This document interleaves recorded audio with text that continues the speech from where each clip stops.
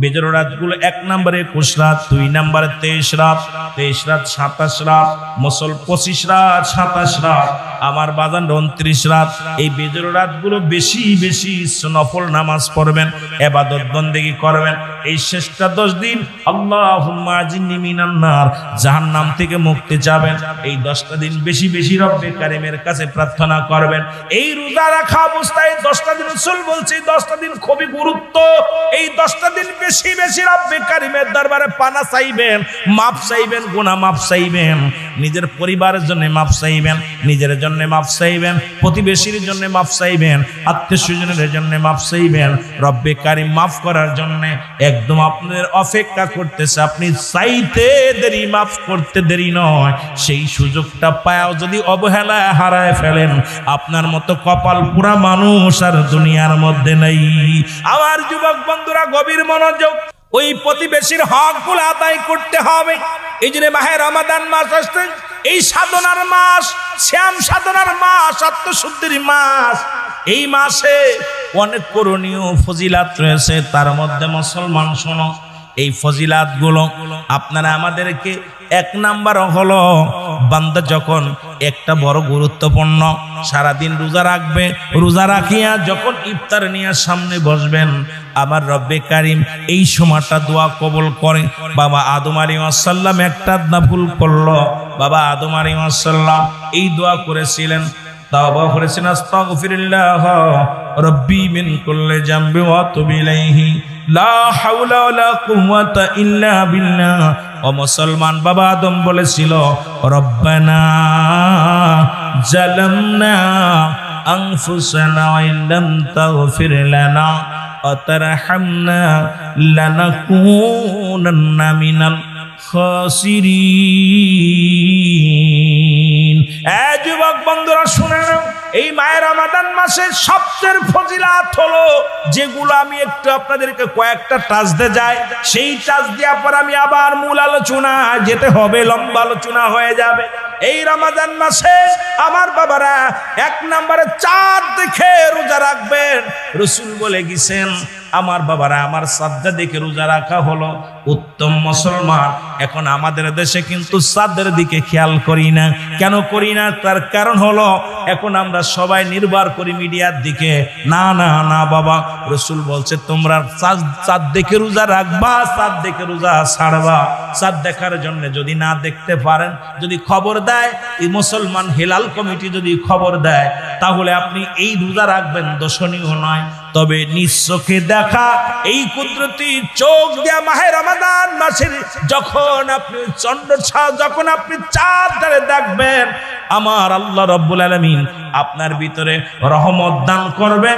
ওই রমজান মাসের পুরো ফজিলাত, পুরো বরকত, এই নিয়ামত আপনি হাসিল করার যে সবটা পাবেন। মুসলমান বাবারা, চাঁদটা দেখার সঙ্গে সঙ্গে এই বরকতময় চাঁদের খাতিরে রব্বে কারিমের আপনার সগীরা গুনাহগুলো মাফ করে দিবে। জোরে বলেন মারহাবা। কিন্তু এই ছোট ছোট গুনাহ মাফের জন্য অনেক ওসিলা আছে, বড় গুনাহ তো নয়। মুসলমান শোনো, এই চাঁদটা দেখার জন্য চেষ্টা করবেন, না দেখলে দোষণীয় নাই, তবে চাঁদ দেখে রোজা রাখবেন, চাঁদ দেখে পরের দিন থেকে রোজা রাখবেন। দ্বিতীয় হলো আপনি তারাবি আদায় করবেন। আমার দেশে অনেক ভুল করে আমার ভাইরা, যেগুলো ভুল আছে সেই ভুলগুলো শুধরানোর জন্য, পল্লীর জন্য কিছু কথা বলে যায়।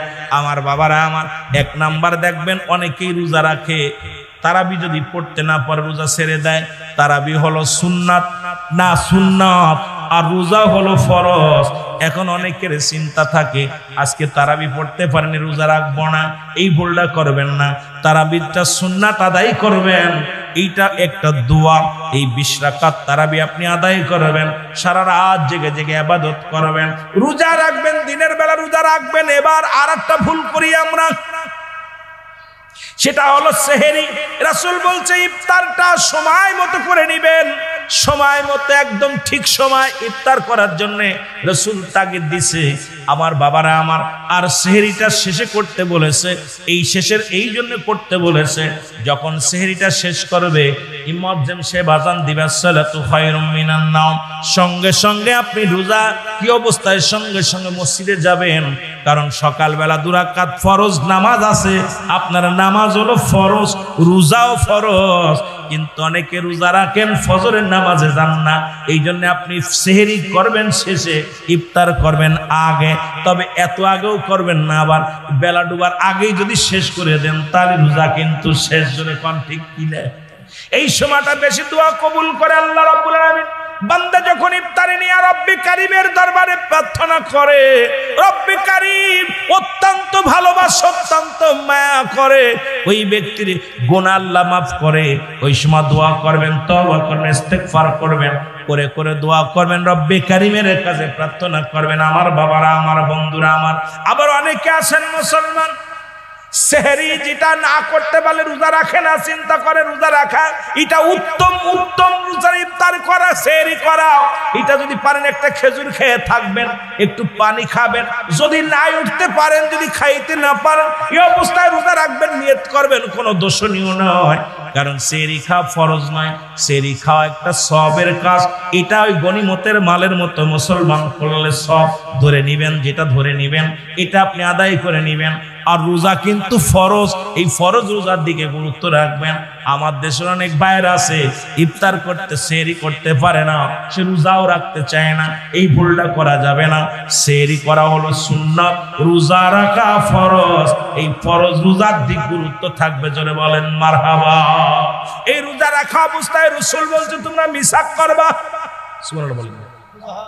20টা ফজিলাত আছে, ততগুলো তো বিস্তারিত বলতে পারবো না, কয়েকটা যেগুলো আপনাদের একান্ত প্রয়োজন এগুলো একটু বলে যাই। এদের মুসলমান এবার বীর কি করবেন? মেসাক করবেন। অনেকে দেখেন রোজা থাকে মিসাক করে না, এলা আরেক বুকার দলেরা দেখা যায় তাদের পাশে নামাজ পড়তে গেলে নাক বন্ধ আসে, একটা দুর্গন্ধ বাইর হয়। আপনি 5 ওয়াক্ত নামাজ পড়েন, 5 ওয়াক্তে আপনি কি করবেন? মিসাক করবেন। যেটা মুসলমান একটা ডলা দিয়া রেখে দিবেন, দুর্গন্ধ চলে যাবে। তবে মুখ থেকে যে দুর্গন্ধটা আসে সেই গন্ধ আর সেই গন্ধ নয়, এই গন্ধটা আসবে যখন মিশকাম্বারা সাইতো সুগিরাম, সেটা হলো রোজাদারের ঘিরান। তবে এখন নিজে যদি বিরাস না করে, যদি আপনি কি করেন ওই মিসাক না করিয়া দুর্গন্ধ বানাতে চান, যে আলেম ওলামা বলছে মা বান্দার মুখের ওই দুর্গন্ধটা হলো মিশকাম্বারের চাইতো অতি উত্তম। এখন এইটা মনে করে যদি আপনি গাল ফসায় ফেলেন, এই অবস্থায় আপনার পিছে নিজেরও নামাজ হবে না, ছুটে যাবে, ওর প্রতিবেশীরও ক্ষতি করবেন। জোরে বলেন ঠিক কি না? তবে তামাক নিয়েন না, অনেকে হয়তো গোল টোল নিতে পারেন, খবরদার এগুলো নিবেন না, এগুলো নিলে রোজা ভেঙে যাবে। আমার ভাইয়েরা, আমার বন্ধুরা, আমার রোজা রাখা অবস্থায় বেশি বেশি কোরআন না পড়তে পারেন, কোরআনটা বুকের সঙ্গে ধরবেন। যদি পড়তে একেবারেই না পারেন, সূরা কিরাত যা পারবেন পড়বেন। যদি কোনো কিছুই না পারেন, তবু কোরআনটা বুকের সঙ্গে টেনে ধরবেন, বুকের সঙ্গে লাগাইবেন, কোরআনকে মহব্বত করবেন। যদি আপনি 2টা 4টা হরফ জানেন, এটা আপনার নাতি পুতিরে শিখাইবেন, নাতিরে বুক কাছে নিয়ে ডাক দিয়ে বলেন আলিফ বা তা সা, যা পারবেন তাই শিখাবেন। কারণ নিজে কোরআন শিখবেন এবং এই মাসটা হলো গুরুত্বপূর্ণ। একটা হরফ পড়লে 10টা নেকি, এই মাসে 70 নেকি। এই 70কে আবার 7 গুণে বৃদ্ধি করেছে মুসলমান, শুনে নাও। এই মাসে যত নেকি করবেন ওই মাসে তার দ্বিগুণ হবে। সুতরাং ওই মাসে বেশি বেশি দান ধ্যান করবেন। আর রোজা রাখা অবস্থায় সবচেয়ে গুরুত্ব হলো এই শেষ 10টা দিন। রাসূল বলেছেন সবচেয়ে বেশি গুরুত্ব হলো এই 10টা দিন। এই 10টা দিন বাজারঘাট করার জন্য নয়, এই 10টা দিন কেনাকাটার জন্য নয়। রাসূল বলছে এই 10টা দিন ইতিকাফে থাকা অবস্থায় ইতিকাফে থাকবেন।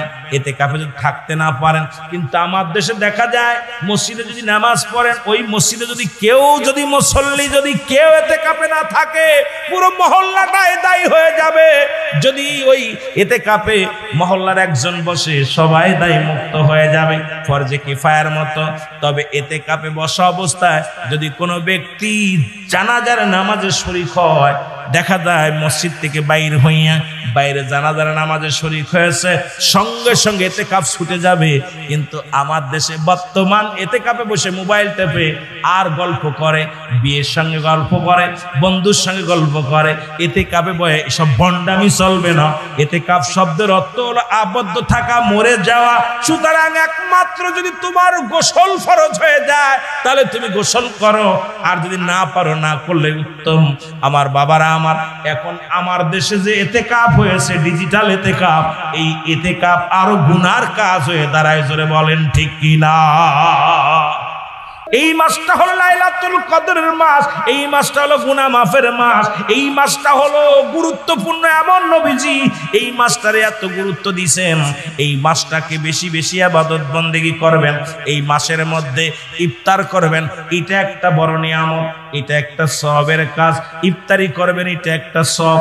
এরপরে সেহরি করবেন, এটা একটা সওয়াব। তারাবি 20 রাকাত সময় মতো ঠিক মতো পড়বেন, এটা একটা সওয়াব। মানুষকে দান ধ্যান করবেন, এটা একটা সওয়াব। এটা মুসলমান নবীজি বলছি, এটা গনিমতের মালের সঙ্গে রমজান মাসটা তুলনা করলেন। কেন করলেন? সেটা হলো মায়ে রমাদান মাস যত দীর্ঘ 11টা মাস, এই 11টা মাস সামনে বাবার রয়েছে, একটা মাস এই পৃথিবীর মধ্যে আপনার আমার জন্য বরকতময় পুণ্যময় মাস, রোজা মুসলমান গুনাহ মাফের মাস। এই মাসটা পৃথিবীর মধ্যে সবচেয়ে উত্তম মাস, মাহে রমাদান মাস আপনার আমার জন্য গুরুত্বপূর্ণ মাস। জোরে জোরে বলেন মারহাবা। এই মাসের মধ্যে আছে ইতিকাফ, এই মাসের মধ্যে আছে বিজুরাত, এই মাসের মধ্যে আছে রহমত, এই মাসের মধ্যে আছে বড় রহমত মাগফিরাত, এই মাসের মধ্যে আছে জাহান্নাম থেকে মুক্তি।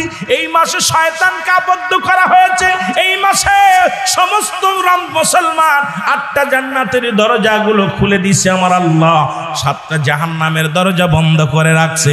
এই মাসটার মধ্যে এত ফজিলাতপূর্ণ মাস, আমার নবীজি বলছে এই মাসটা পায়াও যে ব্যক্তি তার গুনাহ ঝরাইতে পারল না, এই মাসটা পায়াও যে গনিমতের মালের সঙ্গে তুলনা করলেন, এরপরও যদি কোনো ব্যক্তি এই মাসটা পায়ও যদি দুনিয়া থেকে গুনাহগার হয়ে চলে যায়, এর মতো কপাল পোড়া মানুষ আর পৃথিবীর মধ্যে কেউ নাই। জোরে জোরে চিল্লায় বলেন মারহাবা।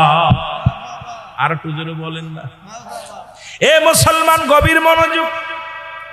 সুতরাং এই মাসে আছে দান ধ্যান করবেন, সদকা দিবেন। এই মাসে মুসলমান রোজা শব্দের অর্থ জ্বালিয়ে দেওয়া, পুড়িয়ে দেওয়া, আপনার দেহের গুনাহগুলো সব জ্বালিয়ে পুড়িয়ে দেওয়া। এরপরে এই মাসটা পায়া যদি গুনাহ মাফ না করাইতে পারবেন, এই মাসটার মধ্যে ফজিলাত আছে মোট মুসলমান 20টা ফজিলাত। 20টা ফজিলাত আমরা 4-5টা জানি, অনেকে চিন্তা করি রোজা রাখা, সেহরি করা, ইফতার করা, তারাবি পড়া মুসলমান, আর ইফতার করা। এর সেই তারও আছে মুসলমান, এই 4টার মধ্যে সীমাবদ্ধ নাই। এর ফজিলাত হলো 20টার উপরে ফজিলাত, এর মধ্যে রমজান মাসে রয়েছে। এই ফজিলাতগুলো আমাদের জানার দরকার, বোঝার দরকার। কিন্তু আমরা অনেকেই কিন্তু রমাদান মাসের গুরুত্ব ভুলে গেছি। এই মাসটা রব্বুল আলামিন, আমার রব্বুল আলামিন এত গুরুত্ব দিছে, এই মাসটার মধ্যে এত বড় রহমত দান করেছে, যে মাসটা পায়া আমার নবীজি খুশি হয়েছেন। এই মাসটা পাইয়া আমার বাবা নবীর উম্মতের জন্য ওই যে লাইলাতুল কদর একটা রাত দিয়ে দিছেন এই মাসের মধ্যে, যা 1000 মাস 1000 বছরের চাইতে ওই পুণ্যবতী রাত, পুণ্যবতী রাত, এ মুসলমান ফজিলাতপূর্ণ রাত যদি কারোর কপালে জুইটা যায়, তার জীবনটা বড় ধন্য হয়ে যাবে। এই মাসে দেখা যায় অনেক বড় লোকেরা, অনেক বড় লোকেরা রং বিরঙের খাবার খায়, গরিব অসহায় সে দেখে গরিব মানুষ। আমি আপনাদেরকে বলি, ও যুবক, একটা কথা আমার মনে পড়ে গেল। আব্দুল্লাহ ইবনে মুবারক এর রাসূলের যার নামটা যদি কোনো ব্যক্তি বলে আমি শুনি নাই, আমি বলবো ওর মতো বোকা দুনিয়ার মধ্যে নাই। আব্দুল্লাহ ইবনে মুবারক প্রতি বছর মক্কা শরীফ জিয়ারত করতে যায়, মদিনা জিয়ারত করতে যায়।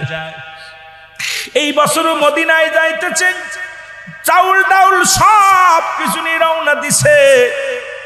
এমন সময় এর মুসলমান ছোট ছেলেরা ডাক দে বলে, আব্বু কই যাও? কয় মদিনায় যায়। ডাক দে বলে, বাবা গো আপনি মদিনায় যাও। ও বাবা, আমার তো গোস্ত পরানে চায়, আমাকে একটু গোস্ত খাওয়া যাও। আব্দুল্লাহ ইবনে মুবারক ডাক দে বলে, বাজান আমি মদিনায় যাই, এখন তুমি গোস্ত চাইলে এখন কেমনে আয়না দিব? বলে, বাবা গো আমি যখন মক্তবে গিয়েছিলাম, মক্তব থেকে পড়ে আসার সময় দেখি ওই প্রতিবেশীর বাড়িতে গরুর গোস্ত রান্না করতেছে। ওই গরুর গোস্তর ঘিরান আমার নাকে লাগছে, এই সুঘ্রাণ আমি সহ্য করতে পারি নাই। এখন আপনি আমারে দয়া করে গোস্ত এনে দেন। ওদের বাড়িতে গিয়েছিলাম, গোস্ত চাইলাম, কিন্তু গোস্ত দিল না। আমি ওরা মুসলমান, ওদের বাড়িতে সালাম দিলাম, আসসালামু আলাইকুম ইয়া আহলাল বাইত,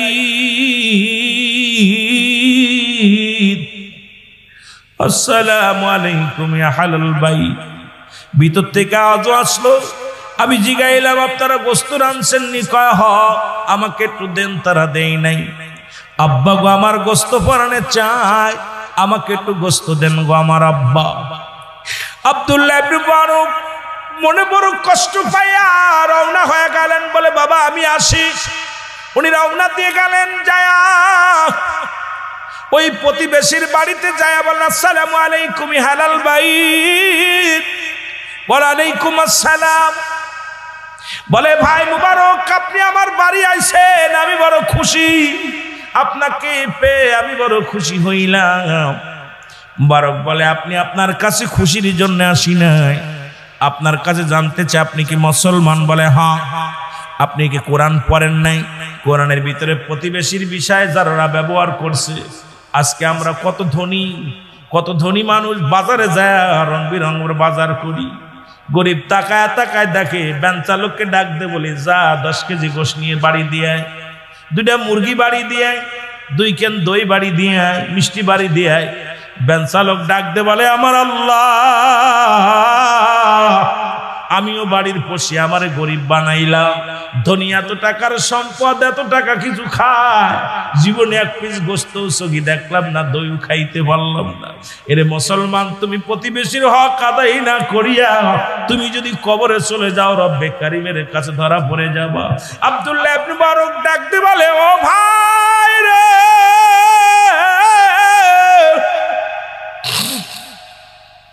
আগে জানতে চাই আপনি কি একজন মুসলমান? বলে হ্যাঁ। বলে আপনি কি কোরআনের ভিতরে যারা ব্যবহার করছে কোরআন প্রতিবেশীর বিষয় আপনি কি দেখেন নাই? বলে দেখছি। এবার বলেন, আপনার বাড়ি কি গোস্ত আনছেন? বলে হ্যাঁ। বলে আপনার বাড়ি কি গোস্ত পাকানো হয়েছে? বলে হ্যাঁ। বলে আমার ছেলে আইছিল নি? জি। বলে জি।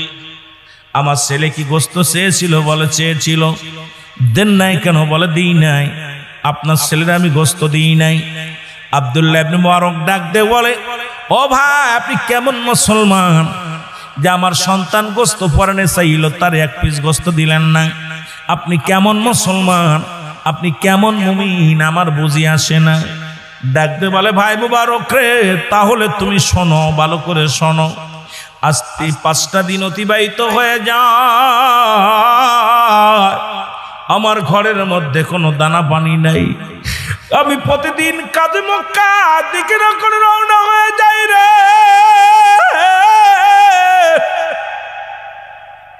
আমি প্রতিদিন যখন কাজে বাইর হয়ে যাই, সারাদিন মক্কা মদিনায় ঘুরি, কোনো মানুষ আমারে কাজ দেয় না।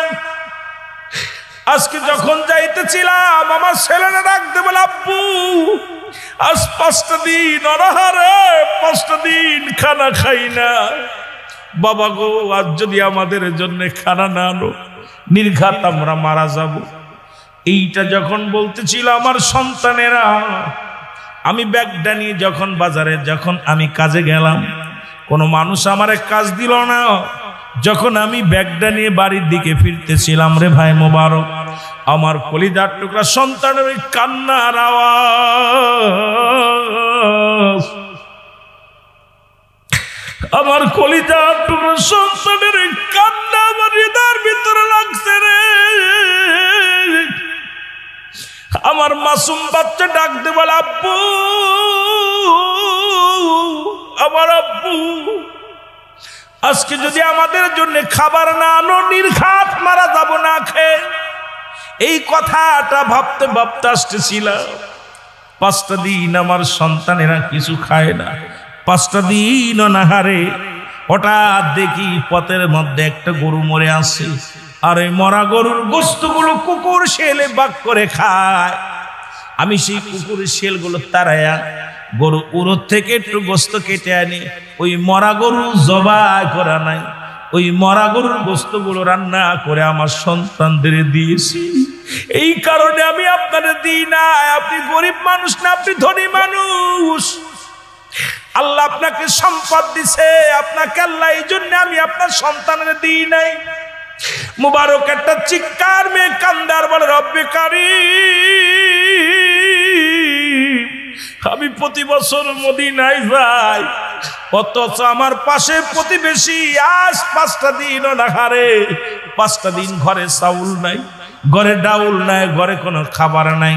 ছোট ছোট মাসুম বাচ্চাগুলো কান্দে, আব্বু আব্বু আব্বু বলে ডাক দেয়।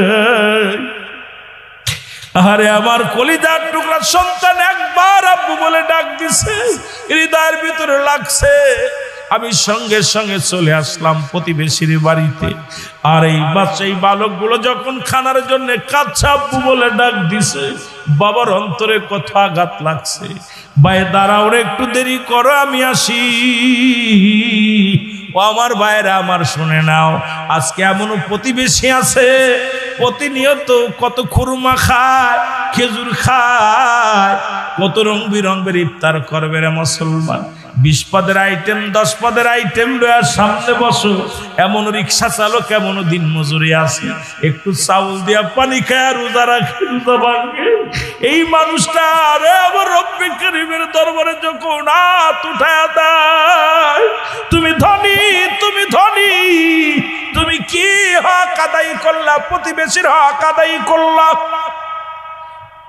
আব্দুল্লাহ ইবনে মুবারক এক দড়ি বাড়ি চলে গেলেন। বাড়ি যা বিবিরে ডাকতে কয়, বিবি ও বিবি, এবছর আমি মদিনায় যাব না, হজ করতে যাব না রে বিবি। বিবি কয়, স্বামীরে তোমার কি হয়েছে বলো? বলে, ঘরের ভিতরে যত চাউল ডাউল আছে দিয়ে দাও। এবার মাথার মধ্যে নিয়ে রওনা হয়ে গেলেন। আয়া ডাক দে বলে, ভাই এই নাও, এইগুলো নাও, চাউলগুলো নাও, তোমার সন্তানদের রান্না করে দাও, তোমার সন্তানেরা খাক। আমি বছর মদিনায় যাব না, হজ করতে যাব না। আর যদি আপনার লাগে তাহলে আমারে বলবেন, আমি এনে দিব। এই বলিয়া চলে গেলেন। 45 দিন পরে হাজিরা যখন দেশে ফিরে আসলেন, দেশে ফিরে সবাই আব্দুল্লাহ ইবনে মুবারকের বাড়ি আসলেন।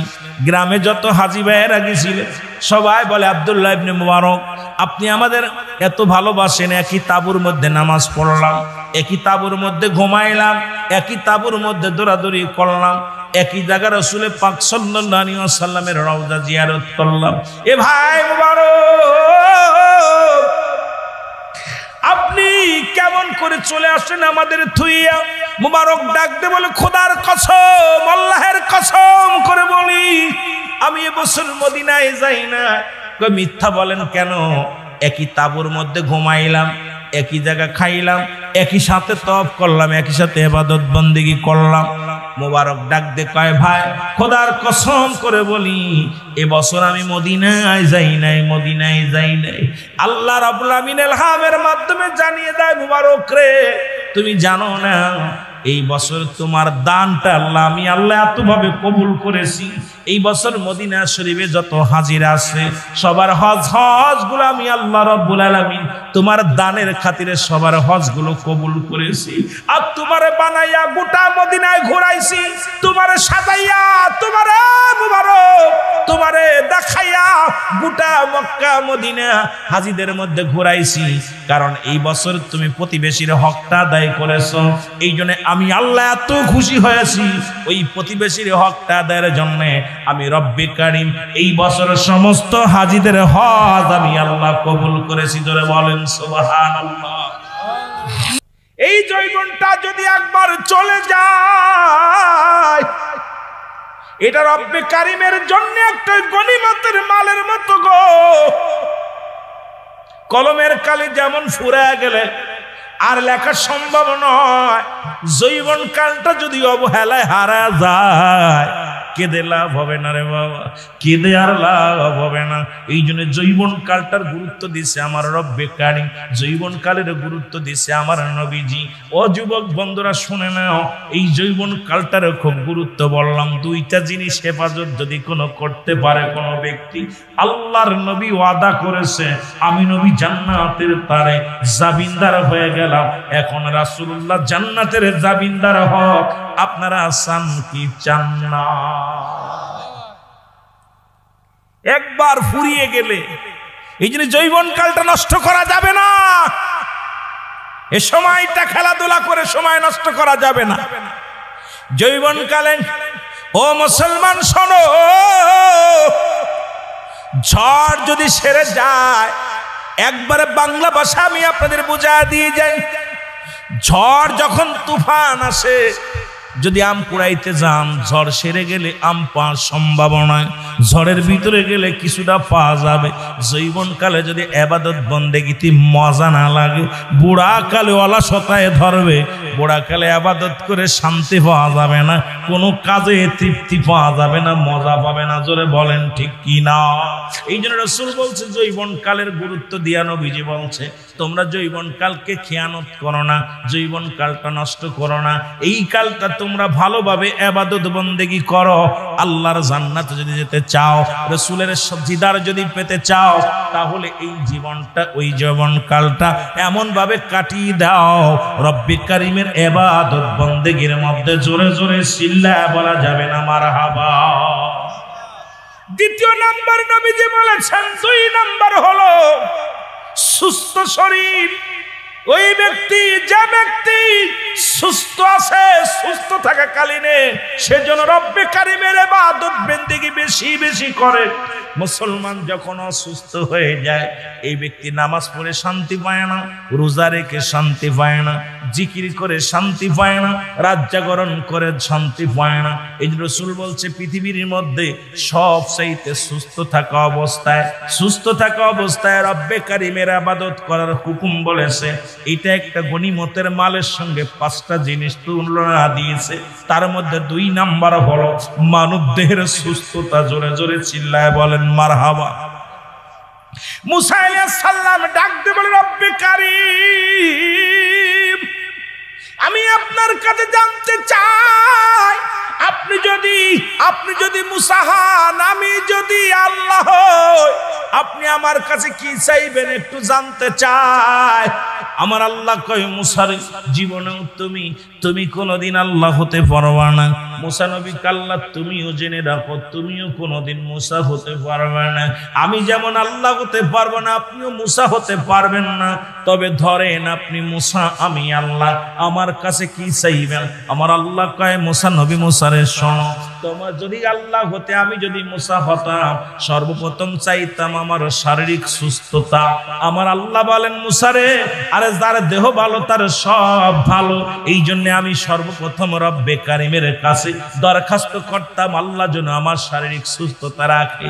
এর মুসলমান দ্বারা প্রমাণ হয়, মানব দেহটার ভালো রাখার জন্য, তার শারীরিক মানসিক সুস্থতা রাখার জন্য 1 নম্বরে এই ব্যক্তির সুস্থতা প্রয়োজন। জোরে বলেন ঠিক কিনা?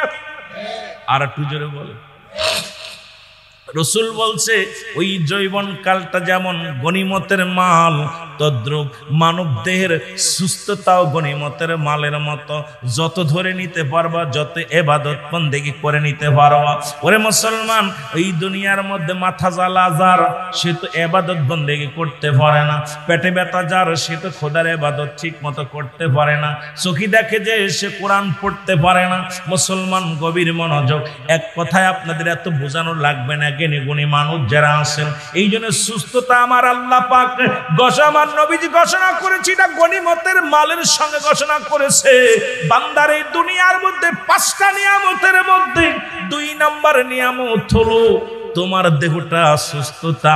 আজকে যদি আমার আপনার দেহটা সুস্থতা থাকে, সব শান্তি লাগবে।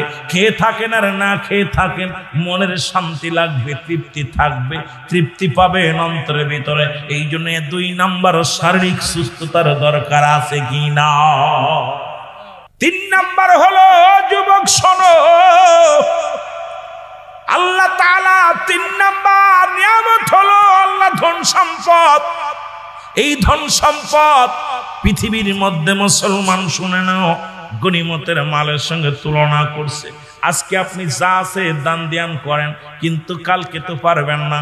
যখন ছেলেরা ইনকাম চলে যাবে, আপনি চাকরি করেন, লক্ষ লক্ষ টাকা কামান, কিন্তু 500 টাকা মসজিদে দেওয়ার মতো ক্ষমতা আপনার হয় নাই, 1000 টাকা দেওয়ার মতো ক্ষমতা হয় নাই, আল্লাহ দিনের কাজে ব্যয় করার মতো ক্ষমতা আপনি দেন নাই। কিন্তু এমন একটা দিন আসবে, ছেলের কাছে 200 টাকার জন্য ধন্যে দিয়ে পড়ে থাকতে হবে, ওখান থেকে 50 টাকা দান করার মতো ক্ষমতা আপনার থাকবে না।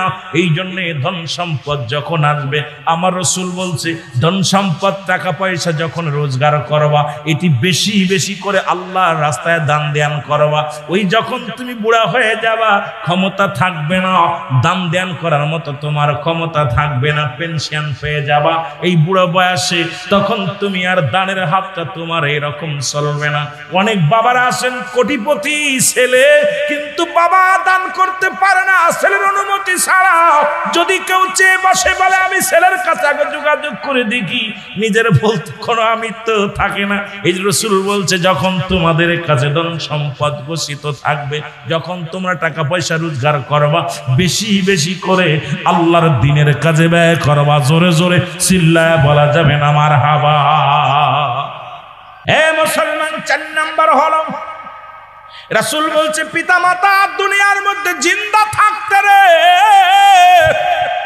এই ভুলটা আরো করে ফেলি।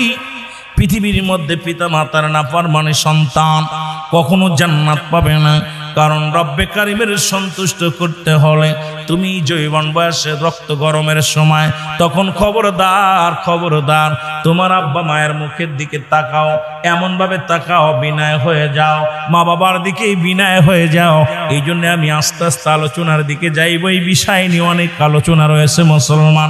নবীজি বলছে, গনিমতের মাল যেমন পাইলে তুমি ভক্ষণ করো, তোমার হয়ে যায়। যখন তোমার আব্বা মারে পাইবে, তখন তুমি তার পায়ের নিচে নেশার হয়ে যাও, জীবনটা বিলিয়ে দাও। রাসূল বলছে, তোমরা বেশি বেশি করে নবী, আমার নবী বলছে, আমার মা বন্ধুগণ শোনো, ওই পিতা মাতার দিকে এমন ভাবে রুজু হয়ে যাও। নবীজি বলছে, পিতা মাতা যখন বুড়া হয়ে যায়, খবরদার খবরদার তাদের সঙ্গে শব্দ ব্যবহার করো না, টু শব্দ করো না। তোমাদের আব্বা মা যখন বুড়া হয়ে যায়, বুড়া মানুষ আর বুড়া মানুষের ব্যবহার এক হয়ে যায়। বুড়া মানুষ যেমন ভুল করে, বুড়ো মানুষগুলো এরকম ভুল করবে। বুড়ো তোমার সন্তান যেমন তোমার বিরক্ত করে, তোমাদের আব্বা মা যেমন বুড়া হয়ে গেল এরকম বিরক্ত করবে। খবরদার খবরদার আব্বা মার মুখের দিকে তাকায়া আংড়া চোখে তাকাও না, রাগ মুখে তাকাও না।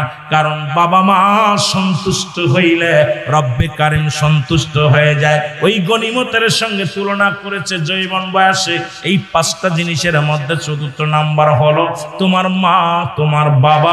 এই জান্নাতটা ঠিক রাখো।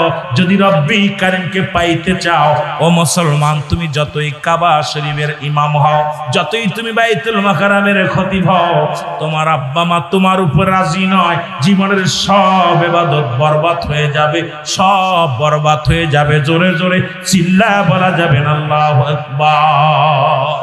রহমতের নবী বলে গেলেন, তোমাদের মা তোমাদের বাবা, তোমাদের মা তোমাদের বাবা যদি কখনো নামাজ, তুমি সুন্নাত নামাজ নফল নামাজ দাঁড়াইছো, আব্বা মা ডাক দিছে রুহুল আমিন, সঙ্গে সঙ্গে তুমি নামাজ ছেড়ে দাও। বাবা মা ডাক দিছে রুহুল আমিন, নামাজ ছেড়ে দাও, আগে ডাকে উত্তর নাও। কারণ একমাত্র ফরজ নামাজ ব্যতীত সুন্নাত নফল নামাজ দাঁড়ানো পর যদি আব্বা মা ডাক দেয়, সঙ্গে সঙ্গে নামাজ ছেড়ে দাও, দিয়ে বাপ মার ডাকে সাড়া দাও। কারণ এটা যদি না দিতে পারো, তোমার তোমার নসিব খারাপ, তোমার বদকপাল। 5 নাম্বার হলো আমার নবী বলছেন, সেটা হলো মাস। এই মাসটা আসা পরও যে ব্যক্তি গনিমতের মাল মনে করিয়া যে ব্যক্তি আঁকড়ে ধরল না, এই ব্যক্তির মতো কপাল পোড়া মানুষ আর নয়। 5 নাম্বার হলো আমার নবী বলছেন, সেটা হলো মায়ের রমাদান মাস। এই মাসে 3টা খণ্ড, রহমত, মাগফিরাত, নাজাত, 3টা খণ্ড করলেন। এই যৌবন বয়সে যত ইবাদত একবার আল্লাহ বলবেন, বুড়া বয়সে 1000 বার বলবেন। এর চাইতে একবার বললেন মুসলমান, এর চাইতে অধিক পরিমাণ রব্বে কারিমের দরবারে কবুল হয়ে যাবে। তবে মুসলমান গভীর মনোযোগ, এই যৌবন বয়সটা সব গুরুত্ব দিছে আমার নবীজি, আমার আল্লাহ পাক জানিয়ে দিয়েছেন আবার হাবিব এই যৌবন বয়সটাকে গুরুত্ব দিছে রে মুসলমান। এই বয়সটাকে এমন ভাবে কোনো অন্যায় পথে খাটায়ও না। এই মাসটা মুসলমান, এই যৌবন কালে ইবাদত বন্দেগী বেশি করো, কোনো খারাপ কাজে লিপ্ত হয় না, জিনা ব্যভিচারে লিপ্ত হয় না, বন্ধু বান্ধব বেশি বানায় না। কারণ আমাদের যুগে এখন বন্ধু অনেক বানায়, আমরা বন্ধু বানাই। আমার বাবারা আমার, ভালোবাসা একটা জিনিস আর বন্ধু বানানো একটা জিনিস। যৌবন কালে যত যার বন্ধু কম থাকবে, রব্বে কারিমের দরবারে ইবাদত বন্দেগী করে সে শান্তি পাবে। যত তার বন্ধু যার কম থাকবে, ততই আল্লাহর নৈকট্য হাসিলের জন্য তার ভালো হবে। যৌবন বয়সে যত বন্ধু বান্ধব কম থাকবে, ততই রে বন্ধু বান্ধবের পাল্লায় পড়িয়া। এই যৌবন বয়সে বন্ধু বানান কাকে? যে আপনাকে নামাজের জন্য তাগিদ দেয়, আসো দোস্ত নামাজ পড়ি। বন্ধু বানান তাকে যে ব্যক্তি বলে বন্ধু তুমি রোজা রাখছো, রোজা রাখতেই হবে। বন্ধু বানান তাকে যে বন্ধু হালাল খাওয়ার জন্য আপনাকে তাগিদ দিবে। বন্ধু বানান তাকে যে ব্যক্তি হারাম কাজে লিপ্ত হবে না, নিজেও হবে না, আপনাকে হতেও দিবে না। বন্ধু বানান তাকে যে ব্যক্তির সৎ চরিত্র, আদর্শবান ব্যক্তি, তারে বন্ধু বানান। এই দুনিয়ার মধ্যে এমন বন্ধু যদি বানাইতে পারো, রব্বে কারিমের ইবাদত বন্দেগী করে শান্তি পাবা। মুসলমান শুনে নেন, এই ভালোবাসার মানুষ অনেক করা যায়, বন্ধু কিন্তু হিসাব করে বানাইতে হবে। যে বন্ধু আপনার সর্বনাশার মূল, সেই বন্ধুকে এড়িয়ে চলতে হবে। জোরে জোরে চিল্লায় বলেন ঠিক কিনা?